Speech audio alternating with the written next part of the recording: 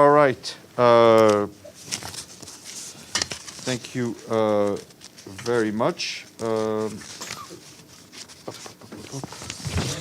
delighted to welcome back our friend Kanni Wignaraja, who is the head of the Asia Pacific Bureau at the UN Development Program, and she's here to brief you on the situation in Myanmar. Kanni, please.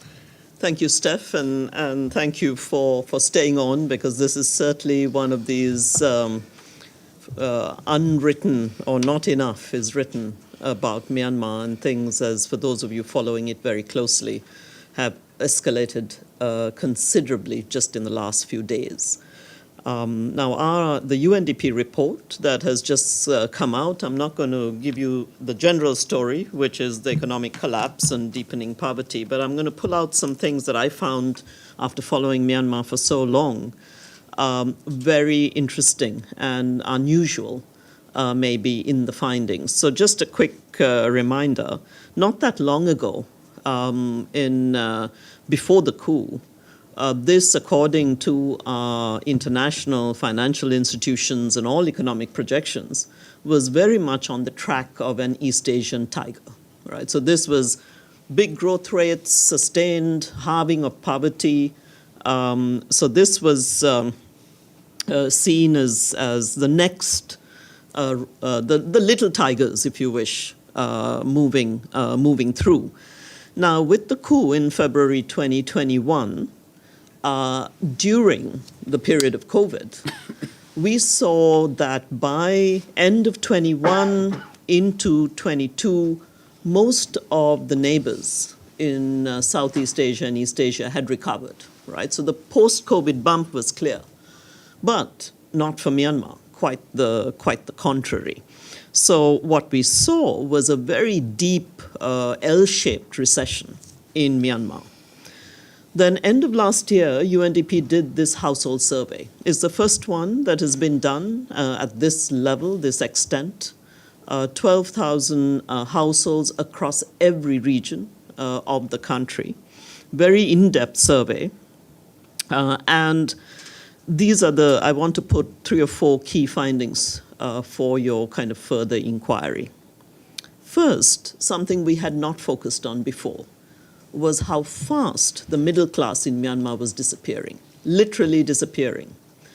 So that which had been the buffer to absorb shocks that were already coming fast and furiously, with a 50% collapse of the middle class over 2.5 years, is quite astounding for this country, but for any country. The second was that this not just pushed people below the poverty line, but those who were already in poverty went into such a deep level of poverty, and we measure this with the poverty gap. So overall, about 3/4 of the population are in poverty, but the very scary thing are those surviving now at just a bare subsistence level. So the depth of poverty is huge. Third, what we found is that this is not just affecting those regions, Rakhine, for example, that were previously very disadvantaged and the poorest regions. So Rakhine, Chin, Sagaing, Kachin, these you might say, well, this was expected. They were already hurting hard. So with the current conflict, they move further into distress. Yes, that's true, but we had never seen the big urban areas move so fast into distress. So areas around Yangon and Mandalay are hurting really hard. And last but not least, what the current conflict has done is pushed millions, so about 3 million IDPs, who had come looking for safer spaces to urban areas, both for safety but also where there were basic services. And this is now not true. So that rural to urban move is no longer a safety net, so to speak.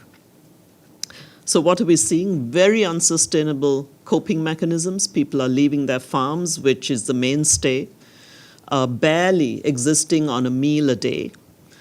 Myanmar, during COVID, the spending on education was meager already. 2-3% of a household's income, now close to zero. So pulling kids out of school and not spending on health, you're going to see a whole generation that just has a learning and health deficit that's very scary. The de facto authorities spending very little, if anything, on basic goods and services. So markets are as trapped in conflict as people are. And this will not allow a re-emergence of a middle class or a pulling out of poverty unless we get small private sector businesses and services going. Now, the study estimates that it'll take about $4 billion to move the poverty group above the poverty line. When, the numbers we talk about, right, around the world, this is nothing.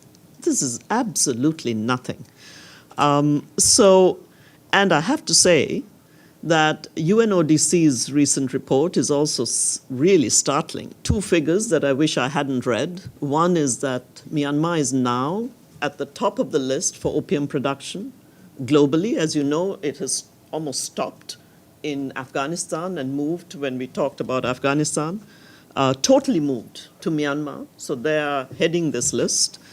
And it is a global center now for illegal organized crime activity, including scam centers, and you would have seen some of this.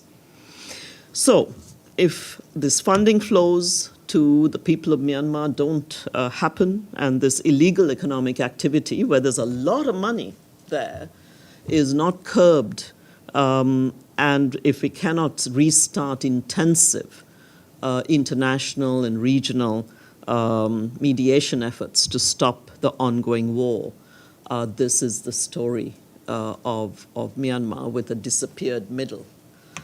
Finally, let me just say that UNDP, with its local and international partners, and thank goodness for them, the gutsiness of staying and delivering as a UN system, but also a number of NGOs and community groups. There are 4 or 5 things that are working to stem it can only stem, it's like putting a Band-Aid on a massive wound. One is direct support to people's livelihoods. Any which way we can, we are supporting small enterprises, micro enterprises, particularly for women, so they can earn a basic living. Now, agriculture remains the mainstay, so anything to do with irrigating small lands, seeds, crops, small livestock, we're going for it.